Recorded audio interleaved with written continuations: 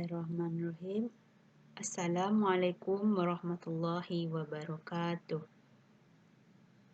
Baiklah, di sini kami dari kelompok 3, anggota kelompoknya Adelia Rahmadani Fitri, Cici Permatasari, Fauzan Sarif, dan saya sendiri Hidayati dan Stefani Angel.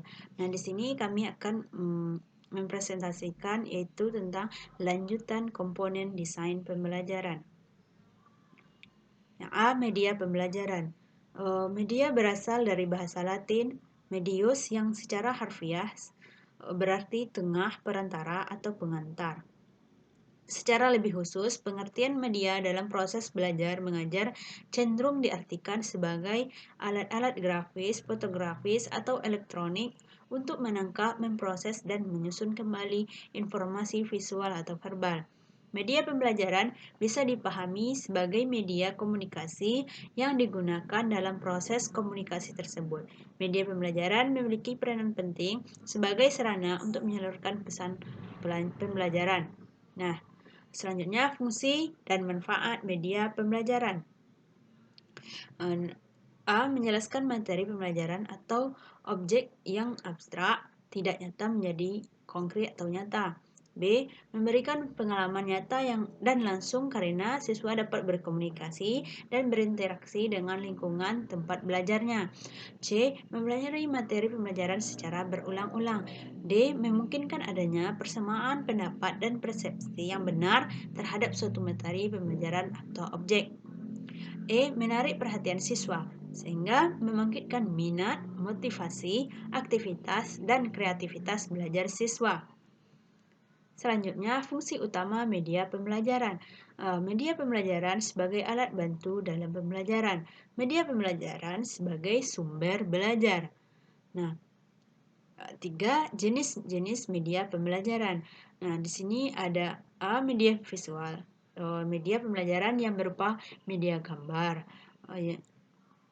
Yang B. Media audio adalah jenis media pembelajaran yang berupa media suara. C. Projected still media adalah jenis media pembelajaran yang berupa suatu media proyeksi dengan gambar diam. D. Projected motion media adalah jenis pembelajaran yang berupa suatu media proyeksi dengan gambar bergerak. Selanjutnya B. Evaluasi pembelajaran. Nah, di sini pengertian evaluasi pembelajaran. Evaluasi dapat didefinisikan sebagai suatu proses sistematis untuk menentukan atau membuat keputusan sampai mana tujuan-tujuan dicapai. Selanjutnya, tujuan dan fungsi evaluasi pembelajaran. Tujuannya yang pertama, memberikan umpan balik terhadap proses belajar mengajar dan mengadakan program perbaikan bagi siswa. B. Menentukan angka kemajuan masing-masing siswa yang dipakai sebagai laporan kepada orang tua. C. Memperoleh hambatan yang dialami dalam proses pembelajaran. D. Menentukan kenaikan tingkat atau status dan lulus tidaknya peserta didik. Fungsi evaluasi. Yang A. Untuk mengetahui kemajuan dan perkembangan serta keberhasilan peserta didik setelah mengalami kegiatan belajar mengajar. B. Untuk mengetahui tingkat keberhasilan program pembelajaran. C. Untuk keperluan bimbingan dan konseling. D. Untuk keperluan pengembangan perbaikan kurikulum sekolah yang bersangkutan. Bidang-bidang evaluasi pembelajaran. A. Murid sebagai objek terakhir dalam proses pendidikan. B. Guru sebagai pelaksana program pendidikan. C. Kepala sekolah sebagai administrator dan supervisor. 4. Prinsip-prinsip evaluasi pembelajaran.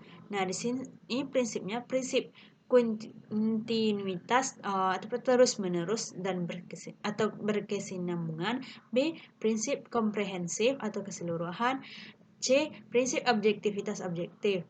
D. Evaluasi harus menggunakan alat pengukur yang baik. E. Evaluasi harus dilaksanakan dengan sungguh-sungguh.